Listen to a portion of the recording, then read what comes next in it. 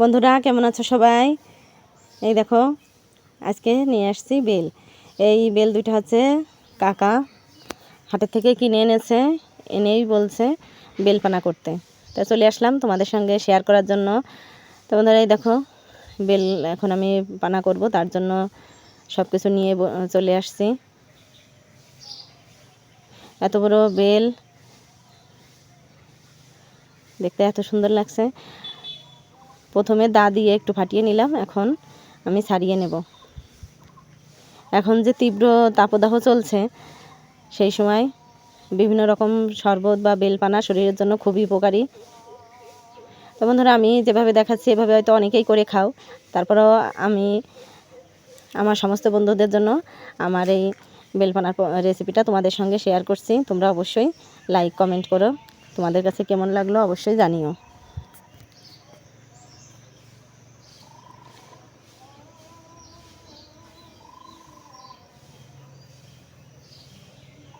বেলগুলো এখন আমি খোসা থেকে খুব সুন্দরভাবে ছাড়িয়ে নেব। আস্তে আস্তে ছাড়িয়ে নিচ্ছি। দেখো চামচের সাহায্যে খোসার থেকে তুলে নিচ্ছি।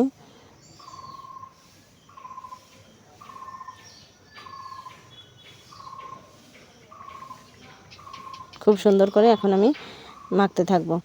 একটু জল দেব, জলের সাহায্যে মেখে মেখে বিচি আর আঠাগুলো আলাদা করে নেব।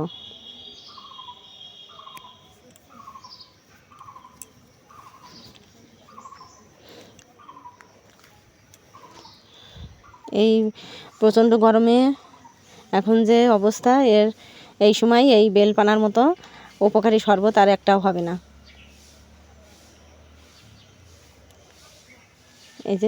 এই দেখো একটা ছাঁকনির সাহায্যে এভাবে বেল আঠা বিচি আমি আলাদা করে নিচ্ছি। একটু সময় লাগবে, কিন্তু যখন সম্পূর্ণভাবে তৈরি হবে তখন এর স্বাদ মন ভুলিয়ে দেবে।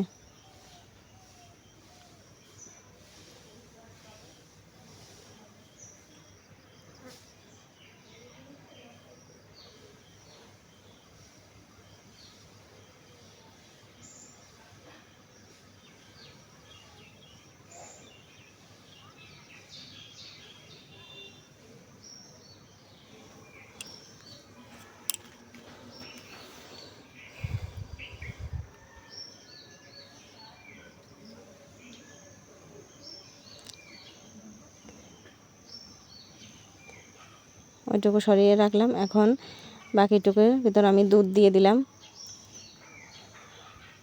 কাকা যেহেতু দুধ দিয়ে খেতে চেয়েছে, সে কারণে দুধের পরিমাণটা আমি একটু বেশি দিয়েছি। আর একটু আছে, এখন সম্পূর্ণ ছেঁকে নিচ্ছি। বেশি করে দুধ দিয়ে চিনি বা আখের গুড় দিয়ে তৈরি করলে খুবই সুস্বাদু হয় খেতে।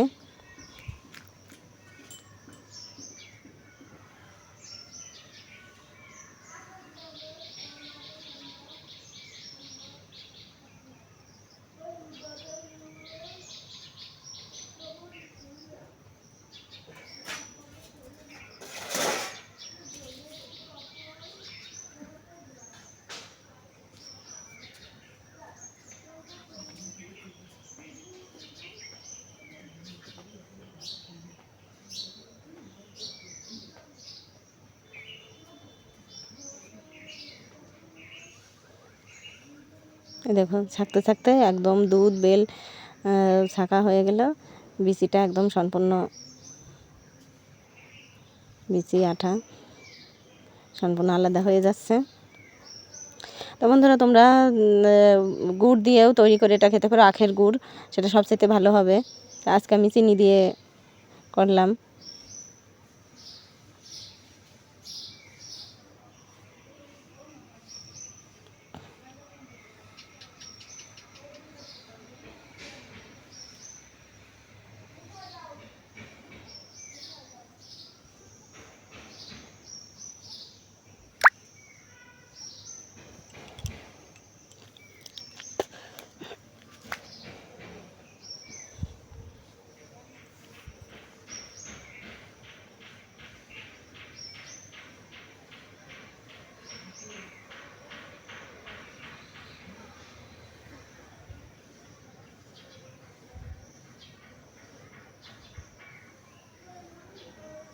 এই দেখো কত সুন্দর হয়েছে।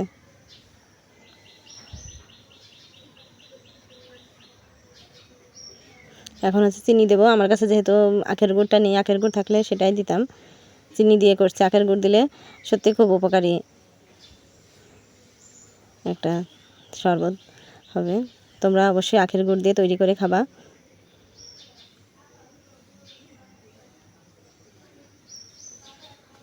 এখন চিনিটা এর সঙ্গে খুব ভালোভাবে মিশিয়ে নেব।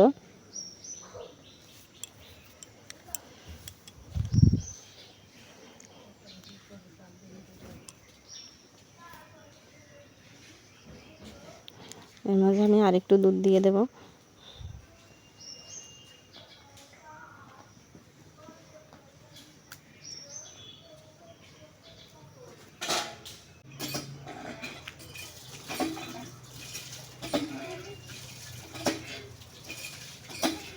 খুব সুন্দরভাবে ছেঁকে এই ছাঁকনিটার সাহায্যে এত সুন্দর ছাঁকা হয়েছে যে একটা বিচি আঁশ বা বেলের আঠা কিছুই নেই। এই যে এই দেখো, এটা হচ্ছে আমার ছেলের কাণ্ড। মা আইসক্রিম খাবো, বেলের আইসক্রিম। সত্যি বন্ধুরা, তুলনা হয় না।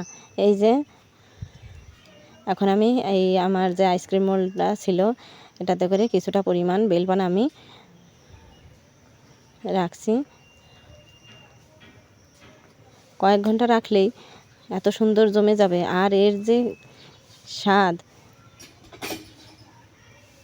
সত্যিই অতুলনীয়।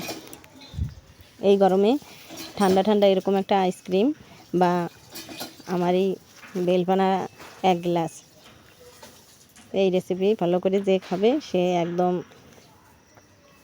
এই বেলপানার প্রেমে পড়ে যাবে। আইসক্রিমের অংশে আমি একটু দুধ কম দিয়েছি, এখন এতে বেশি দেব। কাকা বারবার বলছে বৌমা একদম দুধ দিয়ে করবা, একটু জল দেবে না। তা আমি আঠা ছাড়ানোর জন্য প্রথম দিকে একটু জল দিয়েছি। এই দেখো দুধ দিয়ে একদম সাদা করে ফেলেছি।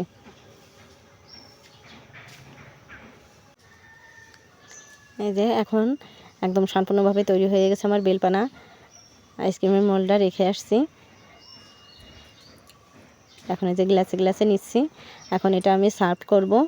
তা বন্ধুরা, এটা সামান্য কিছুক্ষণ, মাত্র আধা ঘন্টা বা 1 ঘন্টা যদি ফ্রিজে রেখে এটা তোমরা খাও, তখন দেখবে সত্যি এই যে কি অসাধারণ স্বাদ।